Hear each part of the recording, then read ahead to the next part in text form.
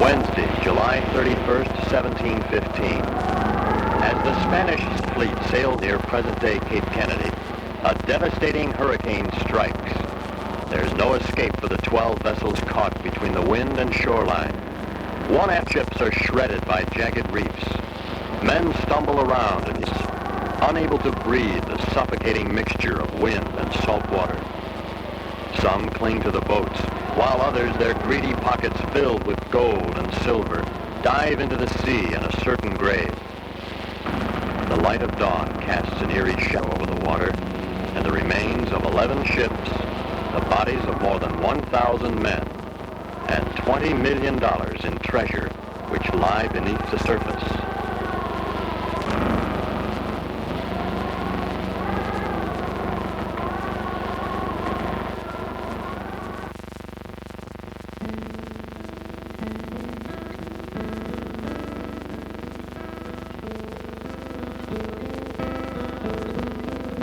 Within weeks after the disaster, Spanish divers began a 4-year salvage operation which resulted in recovery of $6 million.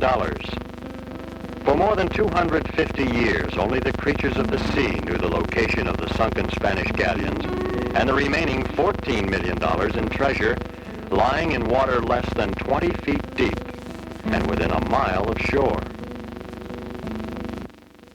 Romantic movies notwithstanding, ancient shipwrecks are never found intact with skeletons at the wheel and fishnets caught in masts and rigging.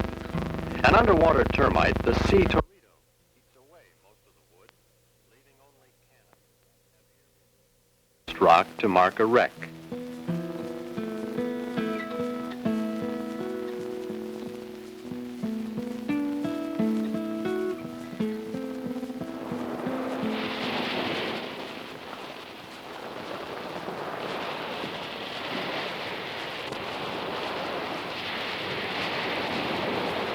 A retired contractor named Kip Wagner was one of the Cape residents who discovered coins which had washed ashore over the years.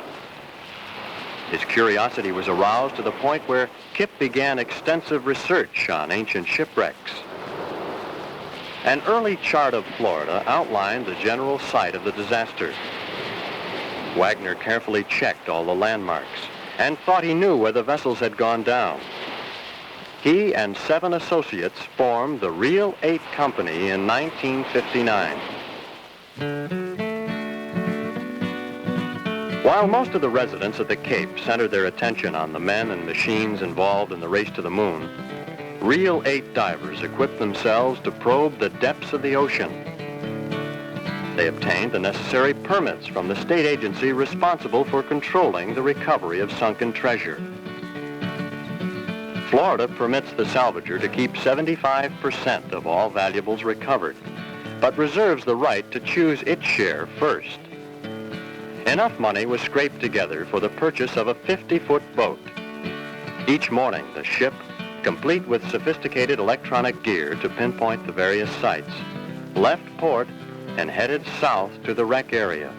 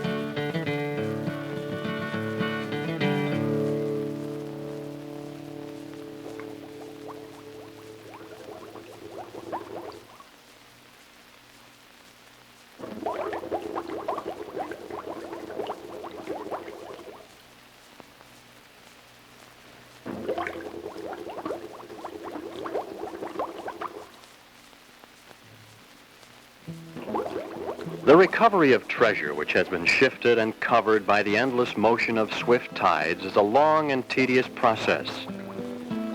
Before disturbing any part of a wreckage, exact plans of each ship are mapped out. Authentic drawings of vessels which sailed during the period gave Reel 8 the information as to where the treasure was stored in each ship.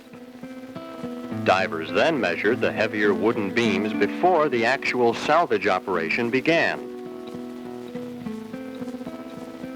The wreck sites can be worked only 5 months each year, and even during this time, the visibility is such that men working side by side can often barely distinguish one another.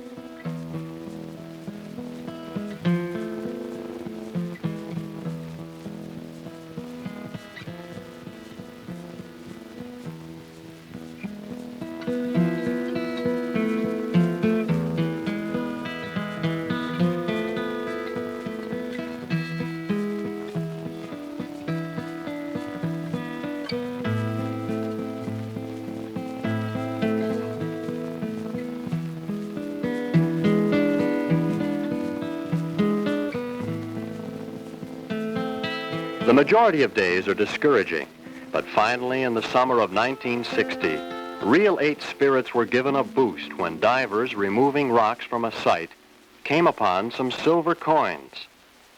A 7-pound ingot of pure gold and a silver plate were found on another occasion. As each day went by, the various discoveries were carefully examined, and the silver placed in a solution to remove the blackened effect of the sea. A blower utilizing the ship's propeller was finally devised to remove the tons of coral, coquina, and sand which covers each wreck.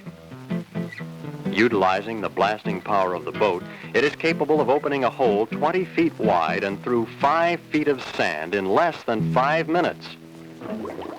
Divers can then quickly reach the area where electronic sensors have indicated the existence of metal.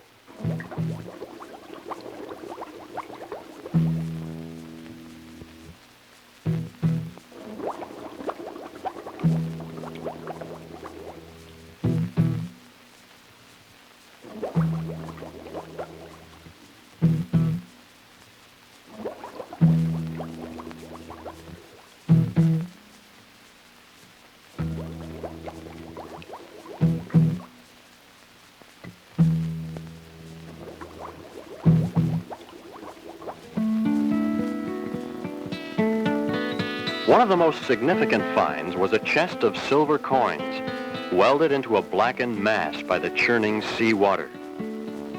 It's hard to imagine that 3,000 silver pieces of 8 are contained in what one diver described as a lump of coal.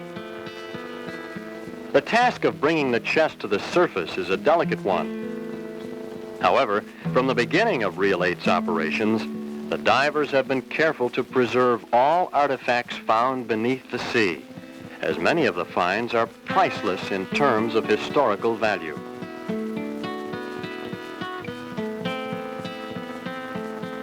As the swift shoreline tides begin hampering the salvage of the chest, divers gather coins which break away from the mass.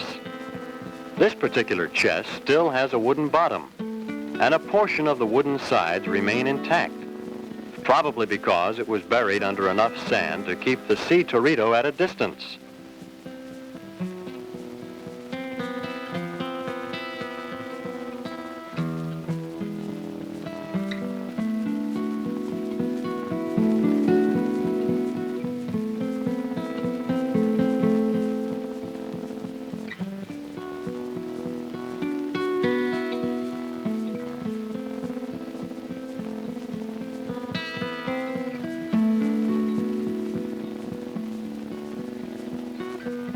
Slowly, the chest is placed on a quickly assembled plywood platform and raised to the surface.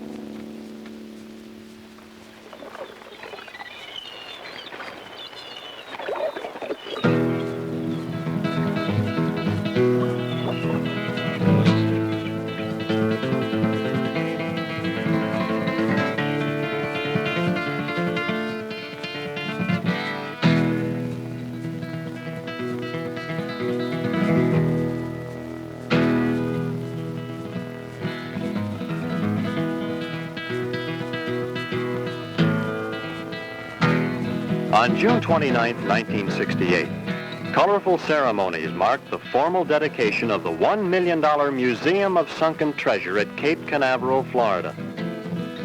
Hernando de Soto and the conquistadores brought a flavor of New World Spain to the occasion.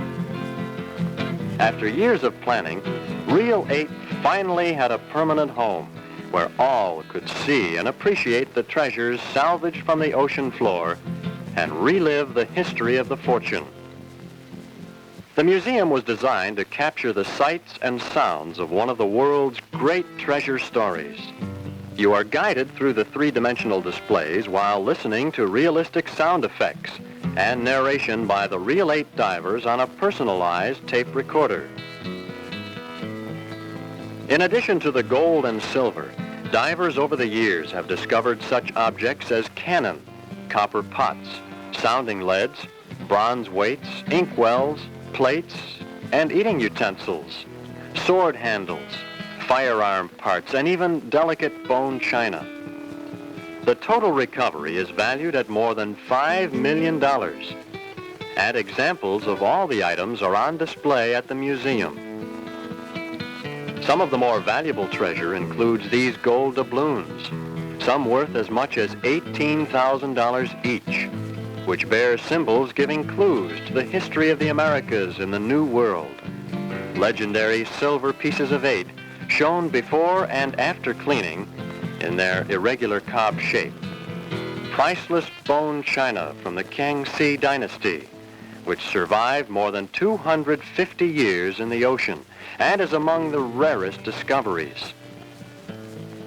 These historic finds and priceless treasures await you in the Reel 8 Museum of Sunken Treasure at Cape Canaveral, Florida.